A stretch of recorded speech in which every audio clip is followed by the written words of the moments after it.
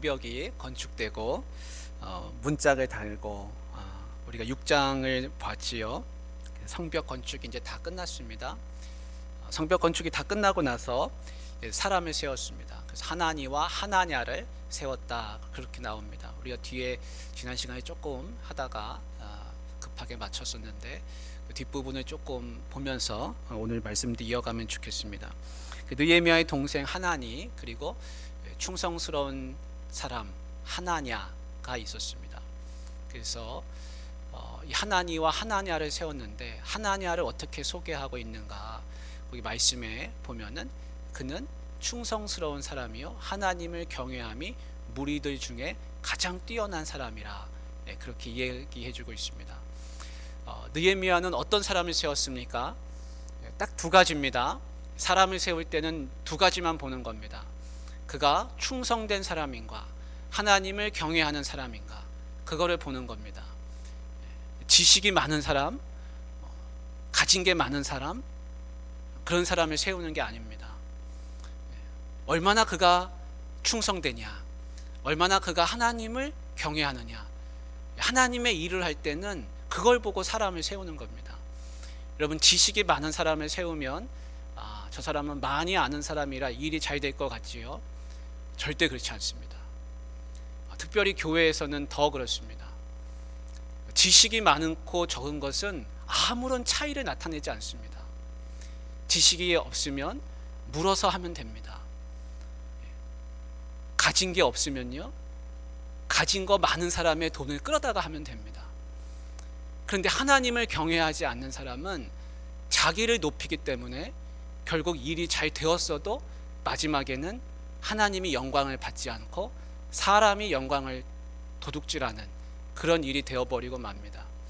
그래서 교회에서는 반드시 하나님의 일을 할 때는 하나님을 경외하는 사람을 세워야지 그 마지막이 좋습니다. 예수님은 작은 것에 충성하는 사람이 큰 일도 감당한다 그랬습니다. 그래서 하나님께서 나중에 칭찬할 때 뭐라고 칭찬하시냐면, 잘하였도다 착하고 충성된 종아, 네가 적은 일에 충성하였음에 내가 너에게 큰 것을 맡기겠다. 하나님은 그렇게 칭찬하신다는 겁니다. 그 충성의 조건은 뭐냐, 작은 일에 충성하고 있으면 그가 더 큰 일도 맡아서 하는 것이고, 작은 일조차도 충성하지 못하면 그러면 어떤 일도 맡길 수가 없다는 겁니다. 그래서 충성은 그가 하는 일을 보면 됩니다. 그가 맡은 일이 큰 일인지 작은 일인지 그거는 둘째 문제예요.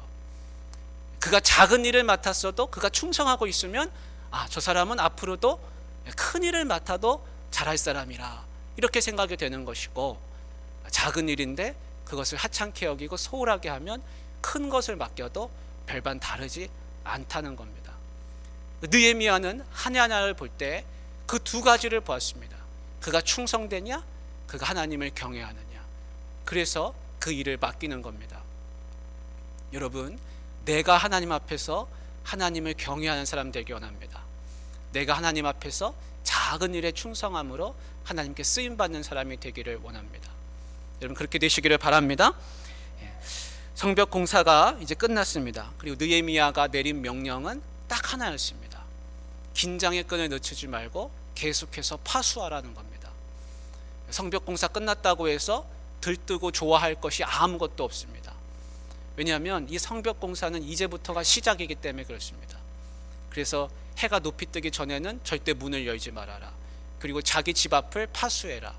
쉽게 얘기하면 성벽 쌓았지만 다 끝난 거 아니다. 무너지지 않게 파수해라, 지켜라, 수호해라. 대적이 언제 올지 모른다. 그것이 느헤미야가 내린 이야기였습니다. 여러분, 내가 어느 정도 했다고 교만하거나 자만하거나 이쯤 했으면 됐지, 여러분, 그런 생각 들 때가 가장 위험한 때입니다.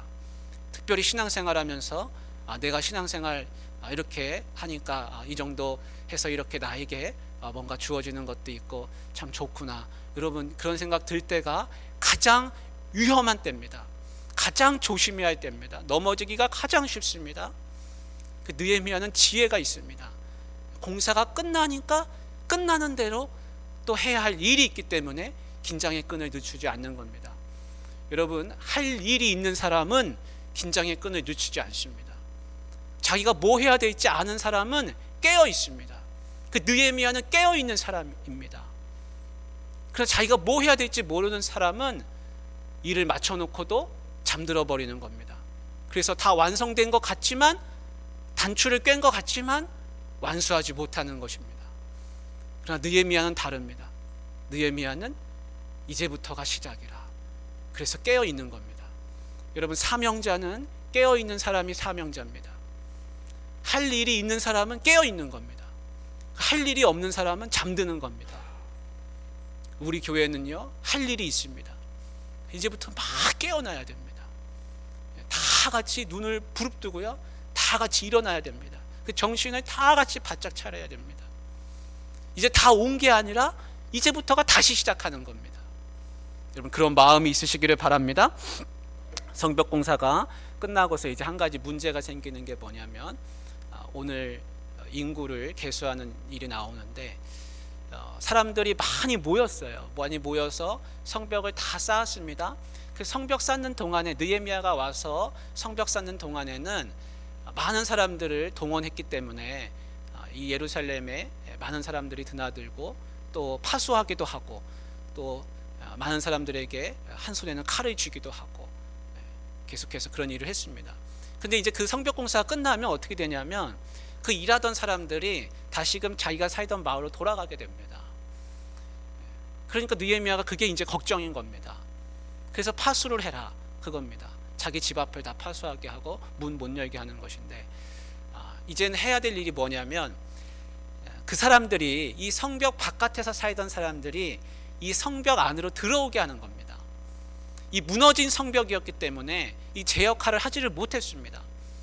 그래서 이 성벽을 다시 쌓았지만 그 안에 성벽 안에를 다시금 사람들이 제대로 살 수 있는 예루살렘 수도로 다시 만들기 위해서는, 그 예루살렘 공동체를 다시 이루기 위해서는, 그래서 인구 조사가 필요했다는 것입니다. 7장 5절 말씀을 우리가 5절부터 읽었는데 같이 한번 5절을 읽습니다. 같이 시작. 내 하나님이 내 마음을 감동하사 귀족들과 민장들과 백성을 모아 그 계보대로 등록하게 하심으로 내가 처음으로 돌아온 자의 계보를 얻었는데 거기에 기록된 것을 보면, 이렇게 되어 있습니다. 느헤미야는 하나님이 주신 감동이 있었습니다. 하나님이 주신 마음이 있었습니다. 그게 뭐냐면 인구 조사를 하는 겁니다. 계보대로 사람 수를 세어보는 겁니다. 여러분, 하나님이 주시는 그 마음으로 일을 하실 수 있기를 바랍니다. 하나님이 주시는 마음으로 일을 하면 일이 잘 됩니다. 거치는 게 있고 장애가 있어도요, 그 일을 할 수 있는 힘이 생깁니다. 그러나 하나님이 주시는 마음이 없이 그냥 자기의 생각대로 하게 되면 그것이 일이 어려울 때마다 포기하게 되고 어려움을 겪습니다. 느헤미야는 하나님이 주시는 마음이 있었습니다. 감동이 있었습니다. 여기서 말하는 하나님이 느헤미야의 마음을 감동하게 해주셨다, 그 얘기는 뭐냐면 하나님이 그런 마음을 주셨다 이겁니다. 이건 하나님이 주시는 마음이라, 그렇게 생각이 됐다는 겁니다. 여러분, 인구조사를 여러분들이 성경을 읽어보신 분들은 조금 아실 겁니다. 인구조사를 한 경우가 성경에 몇 차례 나옵니다. 그런데 그 인구조사를 할 때마다 좋지 않은 일들이 꽤나 많이 있었습니다. 특별히 다윗이 그렇습니다. 다윗은 인구조사를 했습니다. 다윗이 인구조사를 했을 때 하나님이 어떻게 하셨는가? 하나님은 그를 벌하셨습니다. 근데 느헤미야는 지금 인구조사를 하고 있거든요. 근데 느헤미야는 아무런 일도 일어나지 않습니다. 오히려 더 좋습니다. 왜 같은 일을 하고 나서도 왜 서로 다른 결과가 생기는가? 그것은 그 일을 하게 된 동기가 무언가가 하는 것입니다. 다윗이 인구조사를 할 때는 인구조사를 하지 않아도 괜찮았습니다. 근데 왜 다윗이 인구조사를 했냐면, 모든 게 살기가 좋다 보니까 내가 이제 어느 정도 군사력을 갖고 있는지를 스스로 알기를 원했습니다. 전쟁에서 계속 이겼습니다. 그것은 군사의 힘이 아니었습니다. 하나님이 주시는 하나님의 능력이었습니다. 하나님이 싸워서 이기신 거였습니다. 근데 다윗의 마음이 살짝 변하게 됩니다. 변질하게 되는 거죠. 변질. 그래서 군사력을 알아보려고 하는 마음이 생겨서 인구 조사를 하게 됐습니다. 그리고 나서 인구 조사가 끝나고 나서 다윗은 어떻게 됐습니까? 마음이 기쁘지 않았습니다. 성경 말씀에 뭐라고 나오냐면 다윗이 인구 조사를 하고 나서 보인 반응은 회개하는 마음이었습니다. 하나님, 내가 잘못했습니다. 하나님, 내가 하지 말아야 될 것을 했습니다. 인구 조사를 하는데 9개월 20일이 걸렸습니다. 그 기간 동안 사람들을 이동시켜가면서 다 호적을 떼어서 인구 조사를 하는데요. 그 인구 조사를 하고 난 결과는 회개였습니다. 내가 죄를 지었구나, 잘못했구나. 그래서 그가 전염병이 그 땅에 내리게 되죠. 7만 명이나 되는 사람이 병으로 죽어나가게 됐습니다. 느헤미야는 같은 일을 하고 나서도요, 하나님이 영광을 받으시는데 그 동기는 뭐냐면 이 예루살렘 공동체를 다시 회복시키는 것입니다. 밖에 있는 사람들이 이 땅으로 다시 돌아와서 안에 들어와서 살게끔 하기 위해서 지금 이 인구조사를 하게 됩니다. 여러분, 그래서 같은 일을 해도요, 그 사람이 무슨 마음 먹고 하느냐에 따라서 결과는 판이하게 다릅니다. 하나님 보시기에 그렇습니다. 다른 사람들은 잘 모를 수 있습니다. 그러나 하나님은 마음 중심을 보시고 그 사람이 무슨 생각으로 그 일을 하는지를 아시기 때문에 하나님께서 그 사람을 같은 일을 해놓고도 한 사람은 벌을 받고 한 사람은 칭찬을 받는 것입니다. 여러분, 그래서 내 마음이 깨끗해야 하나님 일도 감당하는 것이지, 내가 내 생각으로, 사람 생각으로 잘못해서 하나님 일을 하다가는 하나님 일을 해놓고도 하나님 영광이 가려져서 내가 거기에 걸려 넘어지게 되는 다윗과 같은 일들이 생겨나게 됩니다. 하나님이 주시는 감동으로 일을 하면요, 느헤미야처럼 이런 일을, 어떤 일을 하든지 하나님께서 영광을 받으시게 됩니다. 그래서 우리 성도님들은 하나님의 영광을 받으시기 위해서 하나님이 주시는 그 마음을 가지고 일을 하실 수 있기를 바랍니다. 얼마 전에 제가 이렇게 새벽에 한 5시쯤에 이제 우리 교회에 새벽기도 할 즈음이었는데, 새벽기도 끝나고 보니까 한 5시 한 15분쯤에 카톡이 하나 이렇게 와 있는 걸 나중에 이제 봤습니다. 근데 거기에 뭐라고 돼 있냐면 어떤 선교사님이 아프리카 차드라고 하는, 저는 차드라고 하는 나라가 있는지도 잘 몰랐습니다. 근데 그 나라에서 일하시는 한 여자 선교사님이 넘어지셨다는 겁니다. 그 넘어졌는데 그만 뇌출혈로 정신을 잃게 되고, 아이는 그 가정에 4살짜리 2살짜리가 있는데 그 젊은 여자 선교사님이 그렇게 사지를 이제 헤매게 된 것입니다. 그래서 이분을 살려야 되는데 이분을 살리기 위해서는 그 땅에선 살릴 수가 없습니다. 병원이 없습니다. 그래서 빨리 그 앰뷸런스 비행기가 있지 않습니까? 그거를 요청을 해서 그분이 사는 곳까지 그 비행기가 들어가서 의사와 간호사가 대동해서 거기를 가서 그분을 실어가지고 유럽으로 나와가지고 터키에서 다시 한국으로 돌아오게 해야 한다는 겁니다. 그렇게 해야 그 사람을 살릴 수 있다는 겁니다. 그래서 그 사람을 살리는 모금 운동이 펼쳐졌는데 그분이 쓰러진 지 몇 시간 안 됐습니다. 그래서 그 운동이 막 일어나게 된 겁니다. 그래서 저에게도 그것이 카톡이 온 겁니다. 그래서 그 쓰러져 있는 그 여자 선교사님의 모습을 보았는데 정신을 잃고 머리를 붕대로 싸매고 그러고 있는 겁니다. 그래서 시간이 얼마 지나지 않으면 이제는 마비가 오고 죽게 될 것이라, 그렇게 된다는 겁니다. 근데 그 비용이 문제입니다. 비행기가 거기 의사가 들어가서 그분을 싣고 나오는데 소요되는 비용이 3억 6천만 원이라는 겁니다. 왜냐하면 환율이 요즘에 원화가 가치가 많이 떨어졌죠. 달러 값이 많이 오르고, 그러다 보니까 예전 같으면 한 1억 5천, 1억 얼마쯤 있으면 할 수 있는 일이었는데 지금은 그 차드라고 하는 곳까지 들어가는 게 너무 험난하기 때문에 그렇게 비용이 치솟게 됐다는 겁니다. 그러면서 그것을 이렇게 보내왔습니다. 누가 여력이 되는 사람은 좀 도와주십시오 하면서 그 이야기가 쭉 써져 있는 걸 봤습니다. 근데 그 마음, 그걸 카톡을 읽는데요, 마음에 무슨 생각이 드냐면, 와, 아기가 4살이고 2살이고 이 젊은 엄마가 그 아프리카 오지에 들어가서 일할 때는 분명히 하나님의 사람으로서 들어가서 일했을 텐데 어쩌다가 사고를 당해서 이렇게 됐구나. 근데 마음이 뜨거워지는 걸 느꼈습니다. 마음이 막 여기가 가슴이 뜨거워지는 거예요. 내가 저 자리에 있었으면 어떻게 됐을까? 저 사람이 내 부인이라면 어떻게 됐을까? 근데 처음 보는 사람이고 이름도 처음 듣고 또 단체도 제가 속해 있던 단체하고도 관련이 있는 단체가 아니었습니다. 근데 그렇게 도움의 요청이 이제 어떻게 지인을 통해 가지고 이렇게 온 겁니다. 근데 그날이 저희 결혼 기념일이었습니다. 그래서 제 아내한테 가서 물어봤습니다. 우리가 다른 데 가서 함께 나가서 식사하느니 그 식사값을 이분에게 한번 보내봤으면 좋겠다. 그러면서 그 사진을 보여줬습니다. 그랬더니 그렇게 합시다. 그렇게 합시다. 그러는 거예요. 너무 마음이 기쁜 거예요. 흔쾌히 그렇게 하자고. 그 애들한테도 애들이 왜 그러냐고, 그게 뭐냐고 달려들어서, 야, 이거 봐라, 지금 이 분은 이렇게 되어버렸다.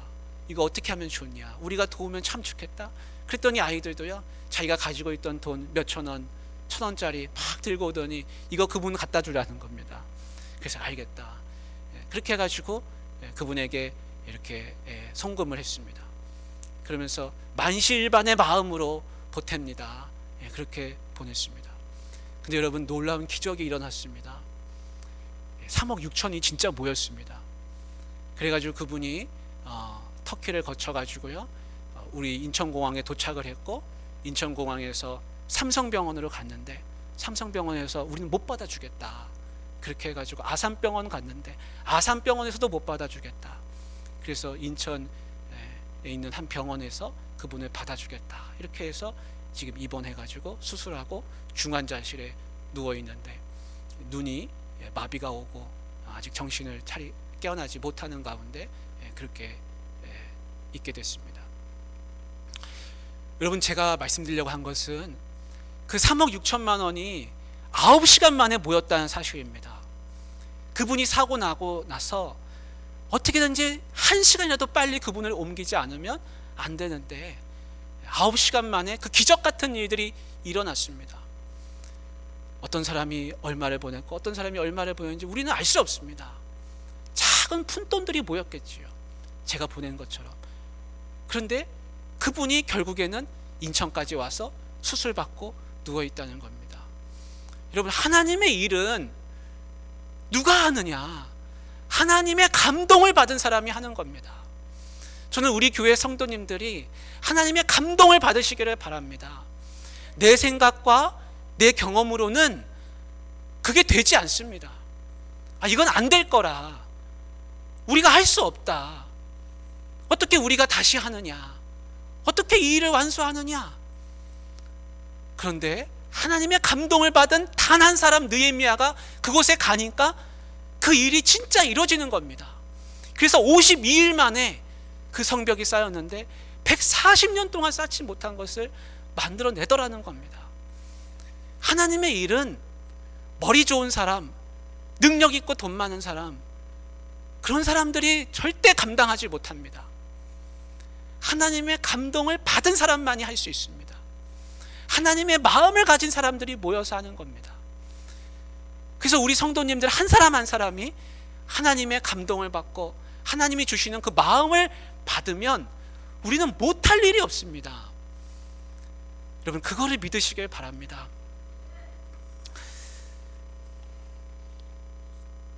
느헤미야가 인구조사를 다 했는데 24장에 사무엘하 24장 10절 말씀에 제가 이 말씀 하나 읽어드리고 또 지나가겠습니다. 다윗이 백성을 조사한 후에 그의 마음에 자책하고 다윗이 여호와께 아뢰되 내가 이 일을 행함으로 큰 죄를 범하였나이다. 여호와여, 이제 간구하옵나니 종의 죄를 사하여 주옵소서. 내가 심히 미련하게 행하였나이다. 다윗이 하나님의 감동이 아니라 자기의 생각으로 그 일을 행하고 나서 보인 첫 번째 반응은 하나님, 내가 잘못했습니다, 회개합니다, 그거 마음이었습니다. 그렇게 해서 다윗이 다시 회복합니다.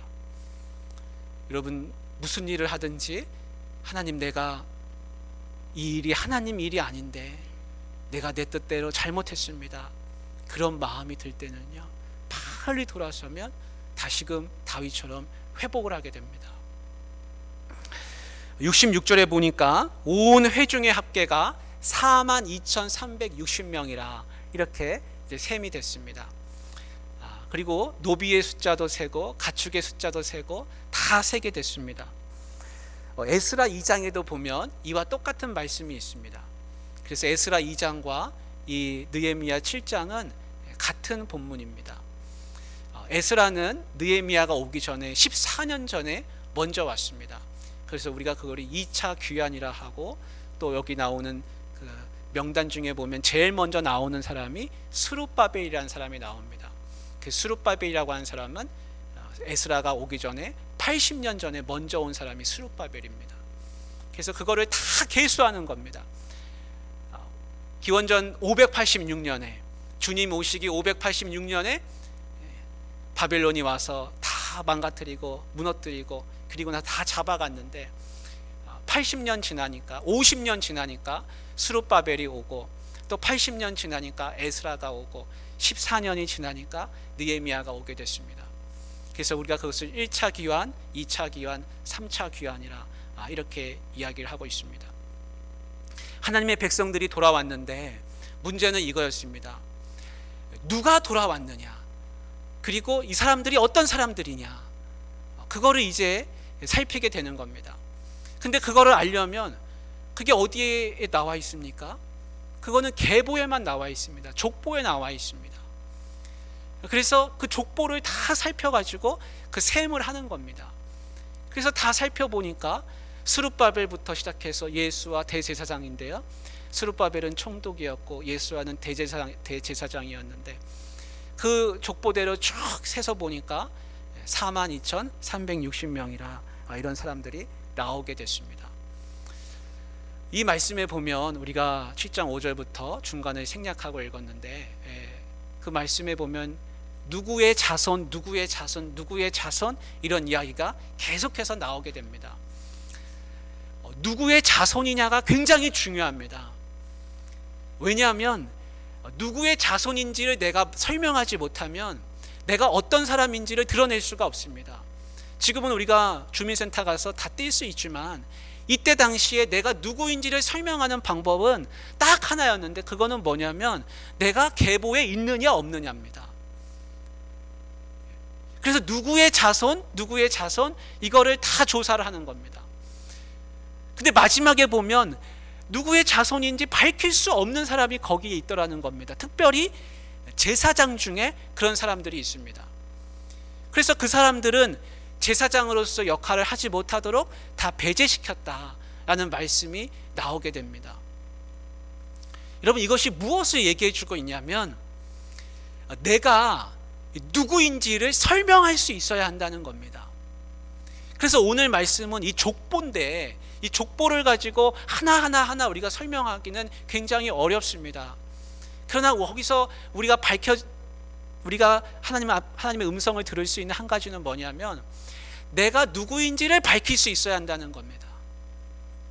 그것은 뭐냐면 자기 정체성이라는 겁니다. 그래서 족보에 들지 않으면 이 신앙 공동체에서 배제됩니다. 여러분, 좀 너무하는 것 같지만 이거는 너무하는 게 아니고요. 왜 그 신앙 공동체에 없다 그래가지고 왜 배제시키느냐, 너무하다. 여러분, 그런 게 아닙니다. 그가 어떤 사람인지를 밝히지 못하면 이 혈통에 들어있지 않기 때문에 이 순수한 신앙 공동체를 지킬 수 없기 때문에 그렇습니다. 제사장도 마찬가지입니다. 그가 제사장이라고 주장합니다. 그런데 계보에 없습니다. 그러면 제사장 일을 못합니다.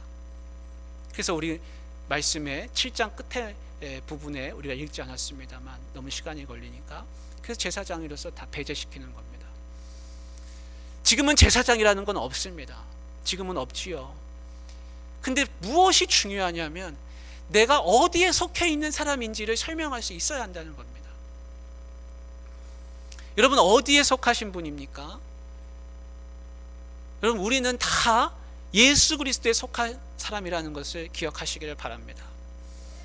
예수 그리스도에 속한 사람이 아니면 하나님의 일 못합니다. 세상 일 하게 되는 겁니다. 그래서 제사장도 배제시키는 겁니다. 본인이 제사장이라고 하더라도, 제사장 일을 해왔다 할지라도 계보에 없으면 느헤미야는 배제시켰습니다. 그만큼 정체성이라는 건 아주 중요합니다. 얼마 전에 보니까 한인 2세 되는 사람들이, 유럽에 있는 사람들, 미국에 있는 사람들이 자기들이 단체를 만들어 가지고 우리나라를 찾아온 걸 봤습니다. 그들이 와서 찾는 건 딱 하나입니다. 내 나라가 어떤 나라인지 알고 싶어서 왔다는 겁니다. 그들도 다 유럽에서, 미국에서 자기 나름대로 성공한 사람들입니다. 근데 이 땅에 와서 찾는 건 뭐냐면, 내가 누군지, 내 혈통을 가지고 있는 사람들이 사는 나라에 와보고 싶었다. 내 뿌리를 알고 싶었다는 겁니다. 우리는 그런 생각 안 하지요. 우리는 그런 고민이 없습니다. 나는 대한민국 사람이고 나는 한민족이라 이렇게 생각하고 지나가지만, 그들에게는 그것이 평생의 숙제입니다. 근데 그리스도인에게 이와 같은 일이 벌어집니다. 나는 누구인가? 나는 진짜 예수 그리스도에게 속한 사람인가? 이것은 굉장히 중요한 문제입니다. 그것을 잃어버리면 하나님의 사람으로서 혼동이 오게 되고, 예수님의 말씀을 쫓아가지 아니하고 세상 쫓아가는 사람이 되고 마는 것입니다. 여러분, 고대 사회에서 종은 자기 정체성이 주인에게 매어져 있었습니다. 자기 주인이 자기의 정체성입니다. 자기 주인이 모든 걸 책임집니다. 그 종은 주인에게 매어져 있습니다. 우리가 주님을, 예수 그리스도를 주님이라 고백합니다.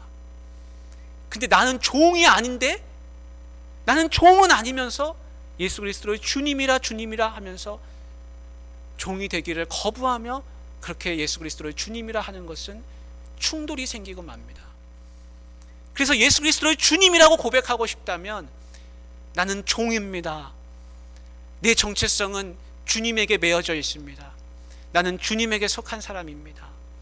여러분, 그 마음을 갖지 않으면 자꾸만 예수 그리스도를 주님이라고 하면서도 다른 생각을 품게 되고, 결국 하나님의 일은 감당할 수 없게 되고 마는 것입니다.